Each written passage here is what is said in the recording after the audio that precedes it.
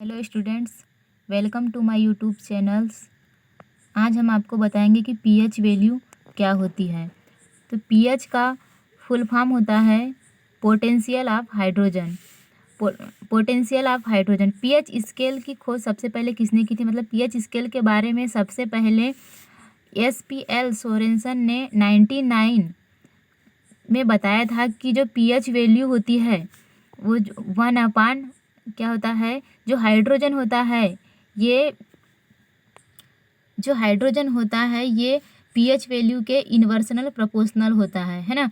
अगर हाइड्रोजन बढ़ रहा है, जैसे कि देखिए पीएच स्केल में आपको बताया गया है कि जो पीएच स्केल होती है ये 0 से लेकर, मतलब कि 0 से लेकर 14 तक होती है, जिसमें जो 0 होता है ये होता है एसिडिक और जो 14 होता है ये होता है बेस, है ना। इसमें कलर भी होता है रेड। जो रेड कलर होता है वो एसिडिक होता है, एसिडिक को हम अम्लीय बोलते हैं। और जो ग्रीन होता है ये क्या होता है, न्यूट्रल। ग्रीन क्या होता है, न्यूट्रल होता है, जो उदासीन होता है। जो वाटर होता है वो कैसा है, न्यूट्रल है, जो उदासीन है। ठीक है, इसको हम उदासीन बोलेंगे हिंदी में और न्यूट्रल इंग्लिश में। वैसे ही जो ब्लू कलर होता है ये 14 पर होता है और ये कैसा होता है, एल्केलाइन, जिसको हम बेस भी बोल सकते हैं, बेस बोलते हैं या फिर क्षारीय बोल सकते हैं। ये होता है 14 होता है। अब जो पीएच वैल्यू होती है वो सब्सटेंस, अब हम देखेंगे कि जो सब्सटेंस होता है वो कौन से सब्सटेंस की पीएच वैल्यू कितनी होती है। तो यहाँ पर देखिए सबसे पहले जो बैटरी होती है, बैटरी एसिड जो H2SO4 ये इसको हाइड्रोजन सल्फाइड भी बोलते हैं और इसकी पीएच वैल्यू होती है 0। मतलब ये सबसे प्रबल अम्लीय होता है। जो H2SO4 होता है इसको अम्लों का राजा बोलते हैं, ये सबसे अधिक अम्लीय होता है और H2SO4 को अम्लों का राजा भी बोला जाता है। ठीक है, तो जैसे ये पीएच वैल्यू क्या होगी, इसकी 0 होगी।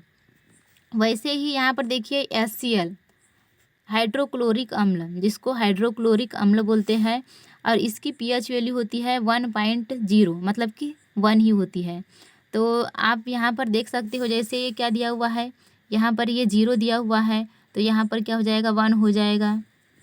देखिए यहाँ पर 1 2 3 4 5 6 और ये 7। ठीक है, तो जो HCl होती है, HCl की पीएच वैल्यू होती है 1.0। वैसे ही यहाँ पर देखिए HCl, जो HCl होता है हाइड्रोक्लोरिक अम्ल होता है।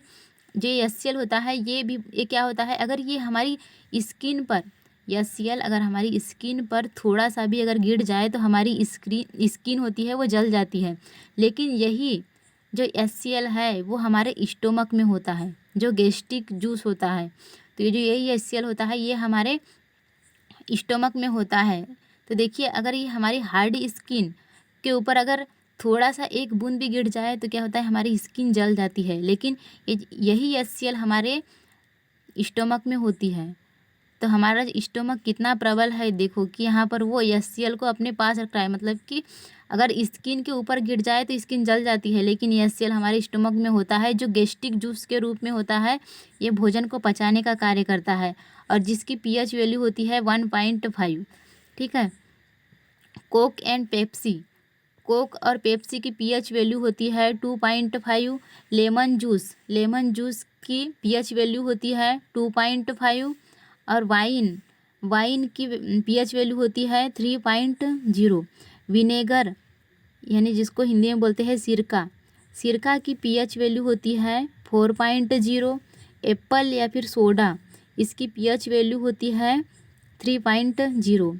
एसिड रेन, जिसको अम्लीय वर्षा बोलते हैं, इसकी पीएच वैल्यू होगी 2 से लेकर 5.6 तक। ठीक है, आज हम आपको 40 के ऊपर पीएच वैल्यू बताएंगे। टोमेटो जूस की पीएच वैल्यू होती है 4.1। बनाना की पीएच वैल्यू होती है 4.5 टू 5.2। वैसे ही कॉफ़ी की पीएच वैल्यू होती है 5।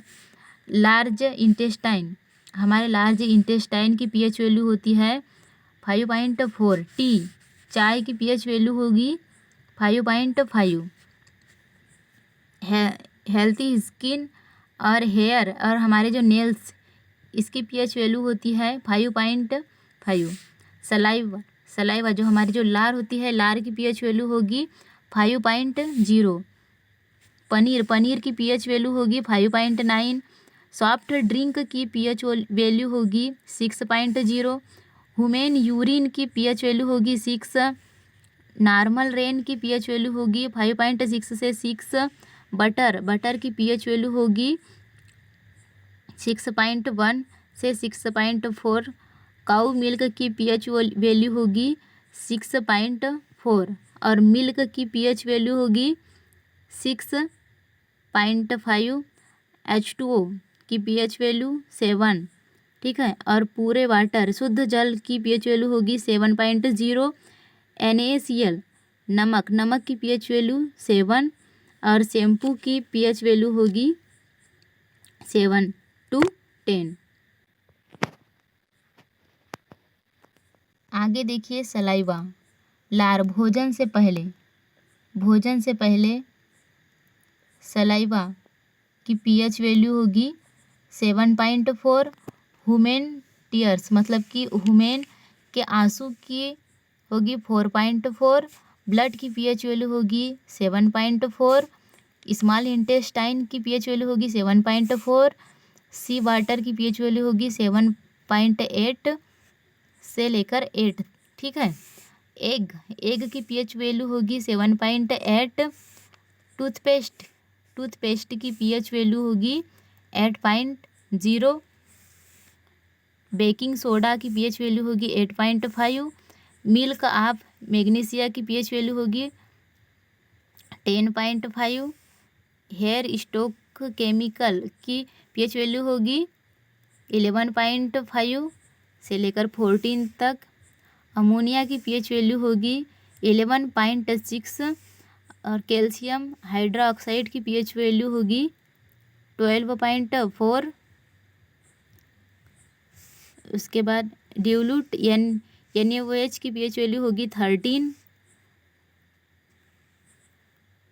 और ये होगा कॉन्सनट्रेट NaOH, है ना। कॉन्सनट्रेट NaOH सोडियम हाइड्रोक्साइड की पीएच वैल्यू होगी 14 और एक्वारेजिया की पीएच वैल्यू भी 0 होगी। जैसे हमने इधर देखा था H2SO4 की पीएच वैल्यू भी क्या हो रही थी, 0 हो रही थी।